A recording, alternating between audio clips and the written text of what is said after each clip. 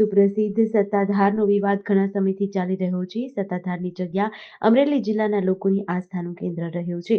સર્વ સમાજના લોકોએ ધારીના નર્મદેશ્વર મહાદેવ મંદિરથી રેલી યોજી પ્રાંત અધિકારીની કચેરી પહોંચી આવેદન આપીને રજૂઆત કરી છે. જે લોકો સત્તાધારને અને જગ્યાના મહંત વિજય બાપુને બદનામ કરવાના પ્રયાસ કરી રહ્યા છે તેની સામે કાયદેસરની કાર્યવાહી કરવા માંગ કરી છે.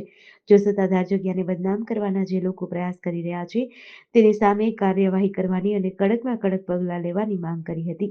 દરેક વર્ગને માટે એક સનાતનની ધર્મની ધજા છે. આ જગ્યાની, આ સંસ્થાની, આ ગાદીની અથવા તો સનાતન ધર્મની જે ગ્લાનિ થાય એ કોઈ પણ હિન્દુ સમાજની વ્યક્તિ સહન કરી શકે નહીં. માટે જો સરકારશ્રી આની સામે સખતમાં સખત પગલાં લે અને જે વાહિયાત અને આધાર વગરના આક્ષેપો જેણે કર્યા છે તેમની સામે સખતમાં સખત પગલાં લે, જેથી કરીને આવી બીજી કોઈ પણ સંસ્થાને, બીજા કોઈ પણ આસ્થાના સ્થાનને હાનિ ન પહોંચે એવું સરકારશ્રીએ કાર્ય કરવું જોઈએ, સરકારશ્રીએ પગલાં લેવા જોઈએ એવી અમારી નમ્ર વિનંતી છે 18 વરણ તરફથી. તો સરકાર આ બાબતમાં વધારેમાં વધારે પગલાં લે અને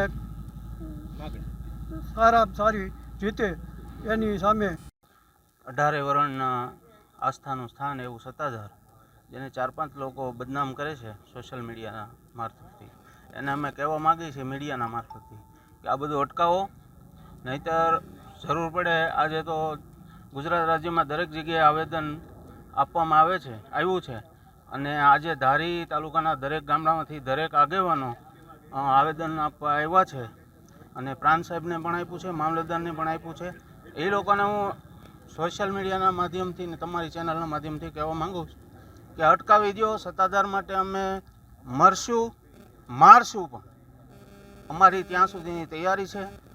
આગળ જે કાર્યવાહી કરવામાં આવશે એ અમે લીગલી કરીશું. એ બધા સમજે તો સારું. જેડીસી ન્યૂઝ સાથે મૌલિક દોશી, અમરેલી.